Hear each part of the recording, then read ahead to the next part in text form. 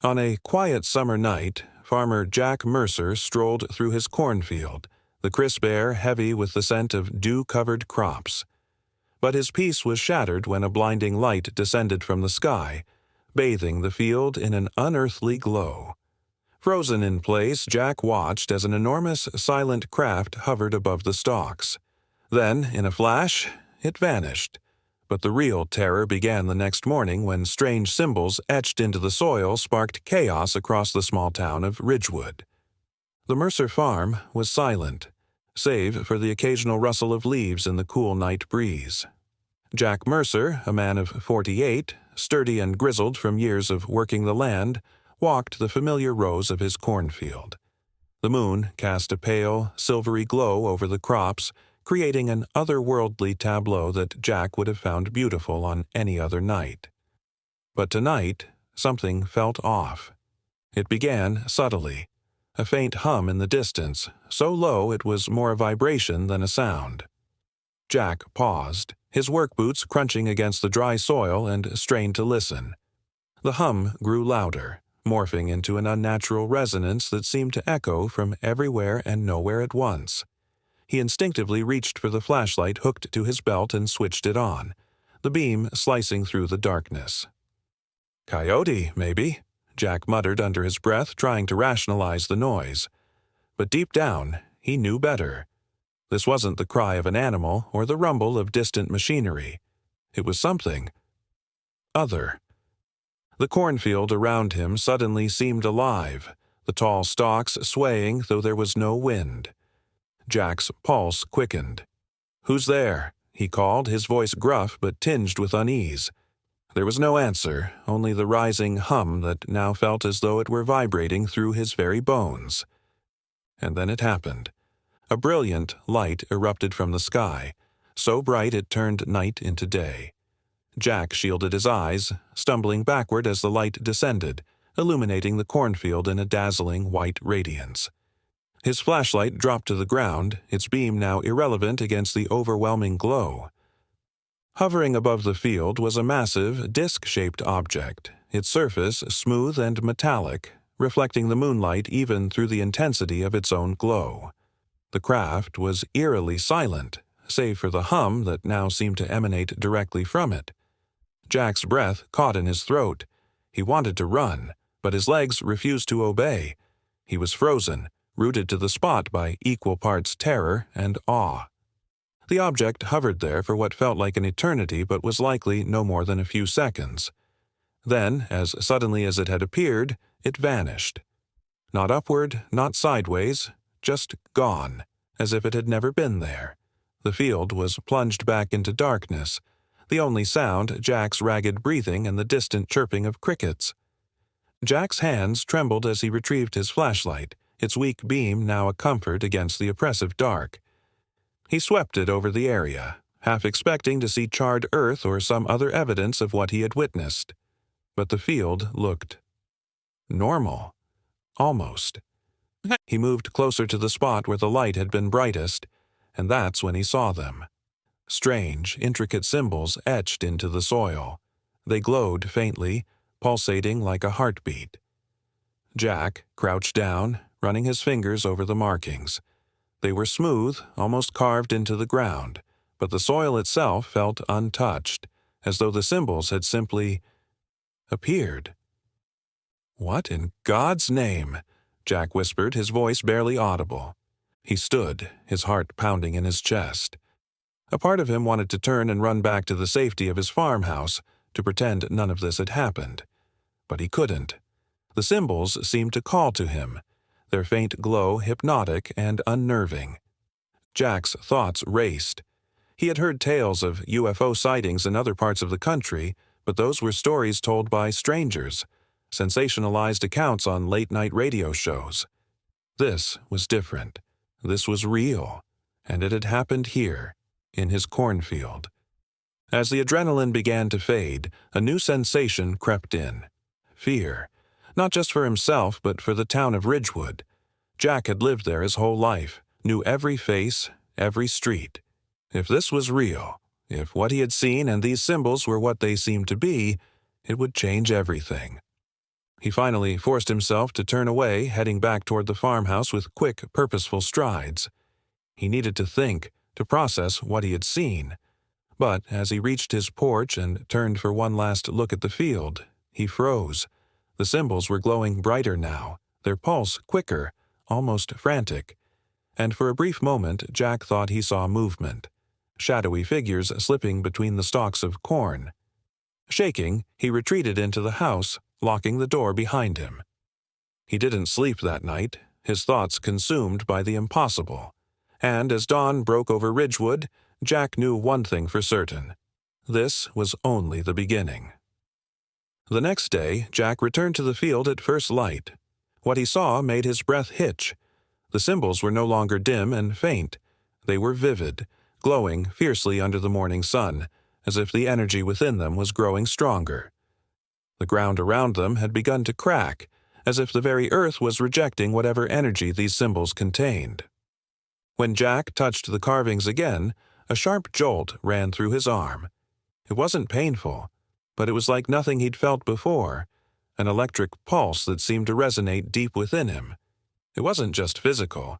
It was as if the symbols were speaking to him, not in words, but in raw emotion, urgency, warning, and something darker. Jack realized this was not just an incident. It was something cosmic. Ridgewood's days of quiet were over. Jack Mercer woke up to a loud knock on his front door. He had finally drifted off for an hour or two after the harrowing events of the night, but the interruption jolted him upright. Pulling on his boots, he shuffled to the door, his mind still clouded with fragments of fear and disbelief. Through the peephole, he spotted his closest neighbor, Doug Harper, a man not known for early morning visits. Jack hesitated, but opened the door. "Doug, it's barely sunrise. What's going on?" Jack asked, trying to mask his exhaustion. Doug's face was pale, his usual jovial demeanor replaced with something bordering on panic. "Jack, have you seen what's happening in the fields? The sky, the animals? Something's wrong," he stammered, motioning for Jack to follow him outside. Jack's heart sank. He grabbed his jacket and stepped out, finding himself face to face with an eerie sight. The sky was clear, but there was a faint, shimmering distortion in the air above the cornfield, almost like heat waves but with an iridescent hue. The air itself felt heavier, charged with static. Birds circled erratically, their movements unnatural and frantic, while Doug's dog whined and refused to cross the threshold of the cornfield. "I was checking on the cows," Doug continued, his voice shaking. "Half of them are missing. No tracks, no sign of struggle, just gone." Jack's blood ran cold. He thought back to the shadowy figures he'd glimpsed in the field the night before. Were they responsible? And what about the symbols? He knew he couldn't keep this to himself any longer. "I saw something last night, Doug," Jack admitted, his voice low. "A craft, or a ship. I don't even know what to call it. And there are markings in the field. They weren't there before, and they're glowing." Doug stared at him, his expression shifting from disbelief to dread. "Glowing? What do you mean, glowing? Jack, this isn't the time for jokes." "I'm not joking," Jack snapped. "I'll show you." The two men walked to the field, the tension between them palpable. As they approached the area where the symbols had appeared, Doug stopped dead in his tracks. The markings were unmistakable now, pulsing with a steady, ominous light, their intensity even stronger in the early morning sun. The cracks in the ground had widened, and a low, rhythmic hum emanated from the soil. Doug's face turned ashen. "What the hell is this, Jack? Did you call anyone? The cops? The university?" Jack shook his head. "Who would I call, Doug? What would I even say? That aliens landed in my cornfield?" Before Doug could respond, another voice broke the tension. "You're not alone in this." Both men turned to see a figure emerging from the edge of the field, a tall man in a weathered trench coat and wide-brimmed hat. He carried a small black case in one hand and an air of authority that immediately put Jack on edge. "Who the hell are you?" Doug asked, his voice filled with suspicion. The stranger tipped his hat slightly. "Dr. Elias Rowe. I study anomalies like this.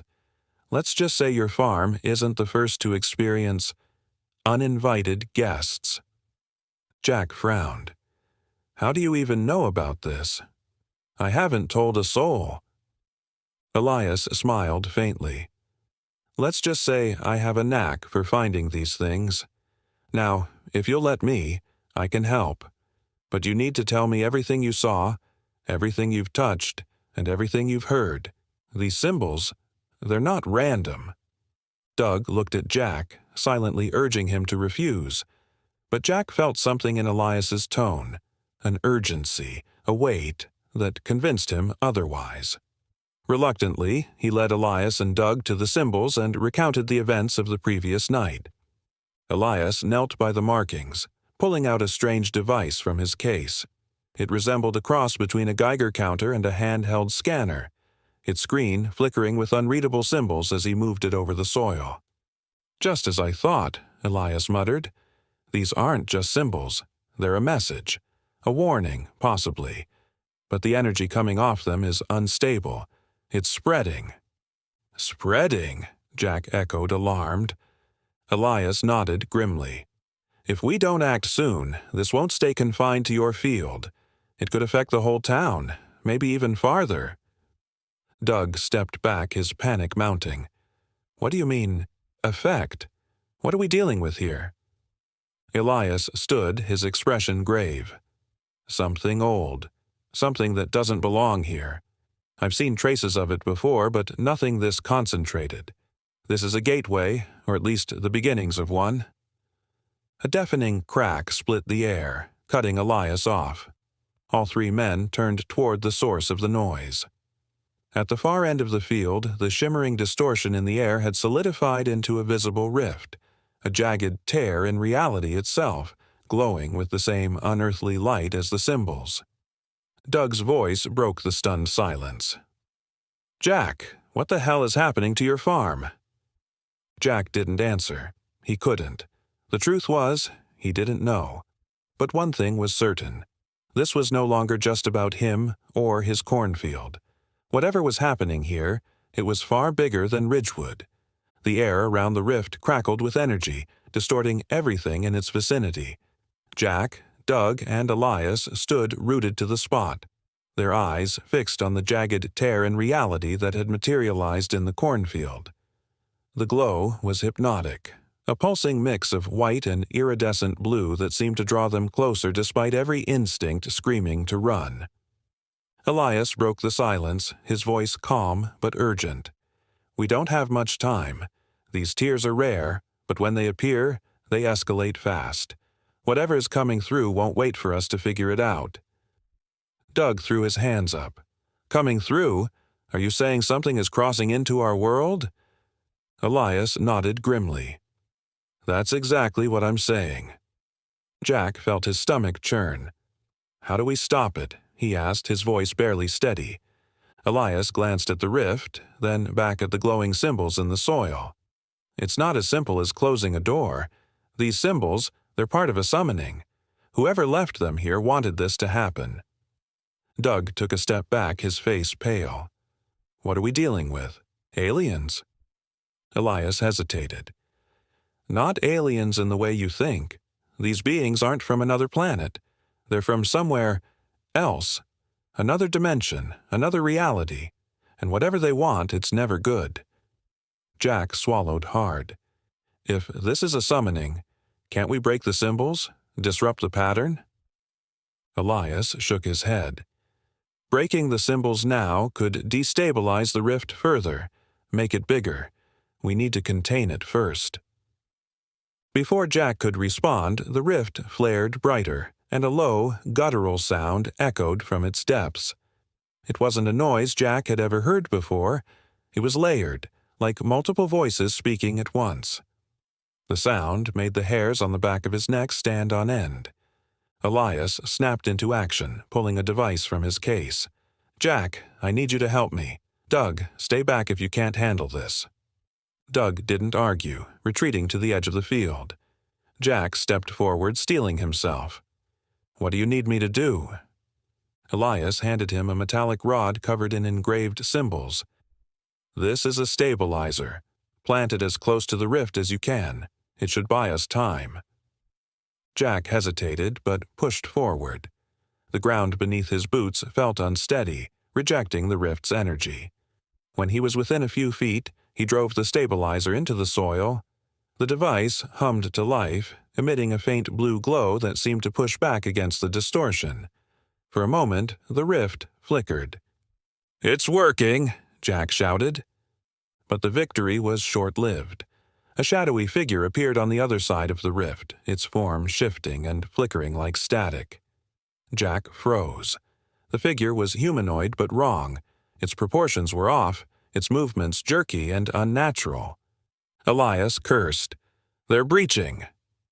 The figure stepped closer, its glowing eyes locking onto Jack. A surge of primal fear shot through him, but he held his ground. The stabilizer grew brighter, yet the figure didn't retreat. Instead, it reached out, its hand extending through the rift. Jack stumbled back. "It's coming through!" Elias ran forward, another device in hand. "We can't let it fully cross. If it does, more will follow." He activated the device, which emitted a high-pitched tone. The shadowy figure recoiled, its hand withdrawing. The rift reacted violently, its edges crackling. The symbols flared brighter, their rhythm matching the distortion. Jack felt the ground shake. "Elias, this isn't working!" Jack shouted. Elias's focus remained on the devices. Finally, he spoke. "The stabilizers are holding, but it's not enough. We need a stronger countermeasure." Doug, pale and trembling, stepped forward. "What about destroying the symbols? Would it stop this?" Elias hesitated, then nodded reluctantly. "It might, but it's a gamble. Severing the anchor could destabilize the rift entirely." Jack looked at the rift, then back at the glowing symbols. The shadowy figure thrashed on the other side, its form distorting as if being pulled apart. They had no time for debate. "Let's do it," Jack said. "Tell me how." Elias handed him another rod. "Strike the center of each symbol. Be ready to run." Jack nodded and moved to the nearest symbol, raising the rod before driving it into the glowing center. The symbol sparked, its light flickering before going dark. The ground trembled, but Jack pressed on, destroying one after another. With each strike, the rift grew more unstable. The figure screamed, its voice warped and inhuman. Jack drove the rod into the final symbol, and the field erupted in a blinding flash of light. When the light faded, the rift was gone. The symbols were gone. The field was silent. Jack collapsed, his chest heaving. Elias approached, weary but relieved. "You did it. For now, it's over." Doug emerged from the edge of the field, his voice shaky. "What the hell was that, Jack?" Jack looked at the empty field, his heart still racing. "I don't know, but I don't think it's the last we'll see of it." Elias nodded. This was just the beginning. The morning after the rift's disappearance, Ridgewood woke to an unnatural silence. Jack stood on his porch, staring at the cornfield. It looked untouched, as if the events of the previous night had been a fever dream. But deep down, Jack knew the truth. The symbols, the rift, the shadowy figure. None of it was over. Doug arrived an hour later, looking as pale as Jack felt. "Did you sleep?" he asked. Jack shook his head. "Barely. It feels like it's waiting, whatever it is." Doug opened his mouth to respond, but the sound of tires crunching gravel interrupted him. A black SUV pulled into Jack's driveway, its windows tinted too dark to see inside. Jack felt his chest tighten. "Friends of yours?" Doug shook his head. "Not mine." The door opened and a woman stepped out. She was tall, dressed in a sharp suit that looked more suited to a government office than a farm. Her piercing green eyes scanned the two men before settling on Jack. "Mr. Mercer," she said, her voice clipped. "I'm Agent Claire Bennett with the Department of Anomalous Phenomena. We need to talk." Jack exchanged a glance with Doug before stepping forward. Department of what? Claire didn't flinch. Anomalous phenomena. Let's just say we specialize in unusual events. And last night something very unusual happened on your property. Doug took a step back. You're with the government? How do you even know about this? Claire ignored him, her focus on Jack. The energy signature from the rift was detected by our monitoring stations. It's not the first we've seen, but it's by far the strongest. We need to contain it before it escalates. Jack crossed his arms. Contain what? The rift is gone. We closed it. Claire's lips pressed into a thin line. You didn't close it. You delayed it. Whatever you did last night bought us time, but that rift isn't gone. It's dormant, and if we don't act, it'll reopen, stronger than before. Jack felt his stomach drop. How much time do we have? Claire hesitated. Days, maybe less. That's why I'm here, to make sure it doesn't happen again. But I need your cooperation. Doug stepped forward. Cooperation? You're acting like this is our fault. We didn't ask for any of this. Claire turned to him. Whether you asked for it or not, it's here. And unless you want Ridgewood to become ground zero for an interdimensional breach, let me do my job. Jack held up a hand. What do you need from us? Claire's gaze softened. I need to see the site where it happened. Every detail matters. Jack nodded. All right, follow me. The three walked to the field. Jack led Claire to the spot where the symbols had been, though the ground now looked undisturbed. Claire pulled a scanner from her pocket, its screen glowing faintly. There's still residual energy, she muttered. Whatever you did, it disrupted the rift, but it didn't eliminate it. Doug frowned. So what do we do? Break out more rods and stabilizers? Claire shot him a look. The symbols were part of an ancient signal. If the rift reopens, the signal will broadcast again, and this time, more than one entity might answer. Jack felt a chill. How do we stop it? Claire straightened. We need to find the source, the origin of the signal. These things don't just happen. Someone, or something, activated it. Doug threw up his hands. You're saying someone did this on purpose? Who would want to open a portal to that? Claire's gaze hardened. That's what we need to find out. But first, we need to reinforce this site. If the rift tries to reopen, we can't let it spread. Jack nodded. Tell us what to do. For the next few hours, Claire directed them as they set up containment measures. Metal stakes, engraved with strange symbols, were driven into the ground in a circle. Claire explained they would suppress the rift's energy and prevent it from spreading beyond the field. By the time they finished, the sun was high in the sky. Doug slumped against the barn, sweat dripping from his forehead. So now what? We just wait? Claire shook her head. Waiting isn't an option. I need to track the signal to its source. If we can cut it off, we might be able to stop this for good. Jack frowned. How do you plan to do that? Claire pulled a sleek black tablet from her bag. This tracker is calibrated to the energy signature from the rift. It'll lead us to the strongest point of origin. But I'll need your help. Doug groaned. Of course you do. Jack ignored him, his focus on Claire. Where do we start? Claire's eyes flicked to the horizon. There's a surge of energy about 5 miles from here. It's faint, but it matches the signature from the rift. We start there. Doug shook his head. You're dragging us into this, aren't you? Claire's expression softened. I know this isn't what you signed up for, but if we don't stop this now, it won't just be Ridgewood that's affected. This is bigger than all of us. Jack met her gaze. Then let's finish it. As they packed up their equipment, a sense of unease settled over the group. Jack couldn't shake the feeling they were being watched, and as they drove toward the source of the signal, he couldn't help but wonder what they would find, and whether they would survive it. The gravel road stretched endlessly as the black SUV bounced along uneven terrain. Jack gripped the door handle, his nerves on edge as Claire drove with intense focus, her eyes glued to the tracker mounted on the dashboard. Doug sat in the back, muttering nervously under his breath. "How much farther?" Jack finally asked, breaking the tense silence. Claire glanced at the tracker. "Half a mile. The energy signature is intensifying." Doug leaned forward, panic creeping into his voice. "Intensifying? Are we walking into another rift?" "If we're lucky, it's just residual energy," Claire replied, gripping the wheel tightly.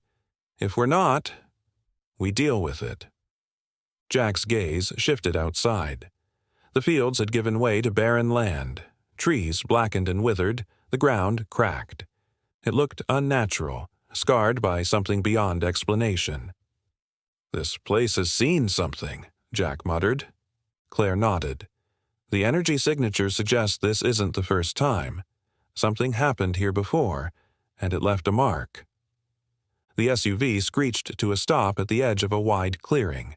Jack stepped out, the acrid smell in the air burning his nose. The landscape was lifeless, oppressive. Doug hesitated, glancing nervously at the jagged rock formation Claire pointed to. "The signal is strongest there," she said, gesturing toward the rocks. "If the source exists, it's inside." "Inside? That's not a cave," Jack said. Claire grabbed a flashlight. "Looks can be deceiving. Come on." As they approached, Jack realized the rocks weren't natural. The formation formed a narrow entrance just wide enough to squeeze through. Claire crouched by the opening, shining her flashlight. "This is a structure. Someone built this, though I doubt it was recent." Doug took a step back. "Someone? Or something?" Claire didn't answer. She slipped into the opening without hesitation. Jack sighed and followed. "Doug, stay here. If anything happens, yell, and keep the engine running." Doug nodded reluctantly, stepping back toward the SUV. The passage was tight, the walls cold and damp. Jack felt the air shift, growing heavier and colder with every step. A faint hum reached his ears, sending a chill down his spine. "Do you hear that?" Claire whispered. Jack nodded. It was the same hum he'd heard the night of the rift. The passage opened into a chamber, and Jack froze. The walls were covered in glowing symbols, larger and more intricate than the ones in his field. At the center stood a pedestal, and atop it, a black, pulsating sphere. Claire approached cautiously. "This is the source. It's been broadcasting the signal all along." "What is it?" Jack asked. Claire shook her head. "Not of this world, that's for sure." The sphere began to vibrate, its glow intensifying. The hum grew louder, almost deafening. Jack stepped back. "Claire, we need to leave." "If we leave it, the rift will reopen. We have to shut it down," she said, pulling a device from her bag. "This disruptor might neutralize the signal." "Might?" Jack asked, alarmed. Claire ignored him. As she approached the sphere, it flared violently, the hum turning into a screech.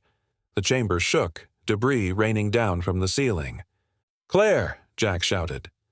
Without hesitation, she slammed the disruptor onto the sphere. The glow dimmed, the screeching stopped, and the chamber fell silent. "Is it over?" Jack asked. Claire frowned. "It's too quiet." As if on cue, the sphere reignited, its glow blinding. The disruptor sparked, symbols flashing erratically. Jack grabbed Claire, pulling her back as the pedestal cracked and the sphere lifted into the air. "Run!" Jack yelled. They bolted for the exit as the chamber collapsed. Emerging into the clearing, they found Doug running toward them. "What the hell's going on?" Doug shouted. Behind them, the structure exploded in a blinding light, the force knocking them to the ground. Jack opened his eyes to find the clearing quiet again.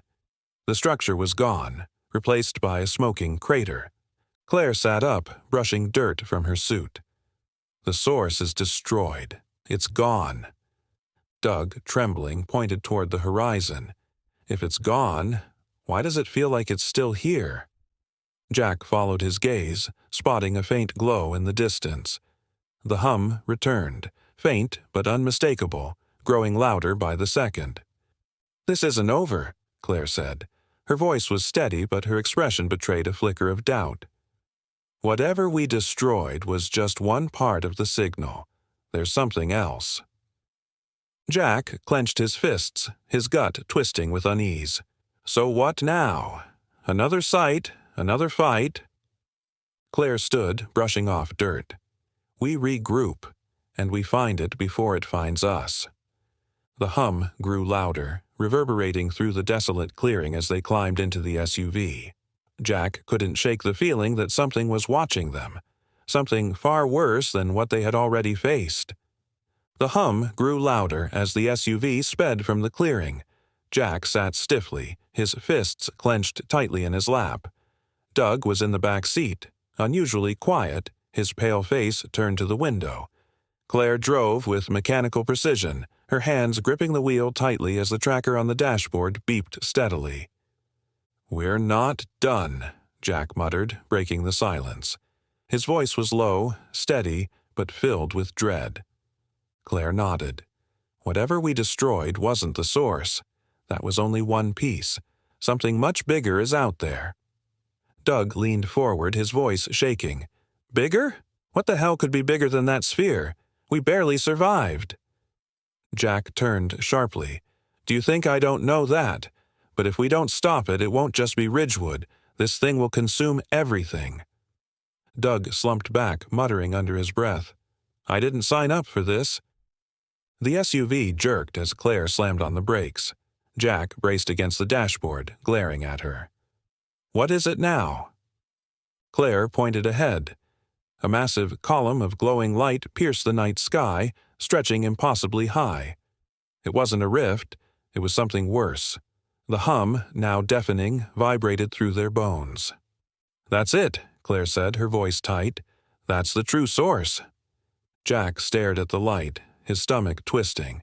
The size of it was overwhelming, but it was the wrongness he felt, an alien presence that didn't belong. "Do we even have a plan?" Jack asked. Claire opened a case on her lap, revealing small cylindrical devices engraved with glowing symbols. "These are disruptors, stronger than the ones before. If we plant them at the base, it might sever the connection entirely." "Might?" Doug asked, his voice breaking. "What kind of plan is that?" Claire ignored him, her focus on Jack. "We don't know what's waiting for us, but this is our only shot." Jack nodded grimly. "Then let's finish it." The SUV roared forward, speeding toward the column. As they neared, the air grew heavier, electric. Shadows flickered inside the light, dark forms shifting unnaturally. "Do you see that?" Jack asked, his voice barely audible. Claire nodded. "Entities. They're guarding it." Doug groaned. "Guarding it? So we're supposed to fight them now?" Claire pulled the SUV to a stop. "No fighting. Stay quiet, stay close, and follow my lead." The three stepped out, each carrying a disruptor. The ground beneath their feet pulsed with heat and energy. Jack's grip on the device tightened as they crept closer. The shadowy entities moved, their glowing eyes flickering. Jack froze as one turned toward him, its form shifting like liquid darkness. "Move!" Claire hissed, breaking into a run. Jack and Doug followed, weaving between the entities.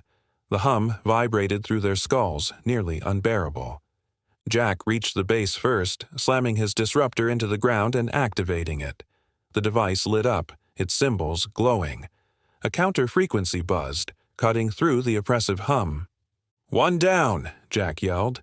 Doug fumbled with his disruptor as an entity closed in. "Help me!" he screamed. Jack grabbed a rock and hurled it at the shadow. It flickered but didn't retreat. Still, it gave Doug enough time to activate his disruptor. The entity recoiled, then dissolved into the air. "Got it!" Doug gasped. Claire was already planting the final disruptor. "Hurry!" she shouted. The ground shook violently as she activated it. Cracks spread outward from the base of the column. The entities screeched, their forms twisting and vanishing. The column flickered, its light intensifying before collapsing with a deafening roar. Jack was thrown to the ground. For a moment, there was silence. He opened his eyes slowly, the world spinning. The column was gone. The entities were gone. The hum was gone. Claire sat up, brushing dirt from her suit. "We did it," she said softly. Doug let out a shaky laugh, falling back onto the ground. "We're alive. I can't believe it." Jack sat up, his eyes scanning the horizon. The air felt lighter, but something gnawed at him. "Are we sure it's over?" Claire hesitated, her eyes fixed on the crater where the column had stood. "For now," she said, "but this isn't the end. That was just one battle." As the three sat in silence, thunder rumbled in the distance. It wasn't from a storm, but something deeper, more primal. The earth beneath them vibrated faintly, a reminder that what they had faced was only a fraction of the looming danger. Claire glanced toward the horizon where a faint glow pulsed ominously. "It's not over," she said quietly, "and it's closer than we think." Jack clenched his fists, his resolve hardening. Then let it come. Behind them, the sky darkened, stars flickering as though something vast and unknowable moved beyond the veil of their world. The battle had been won, but Jack knew the war had just begun.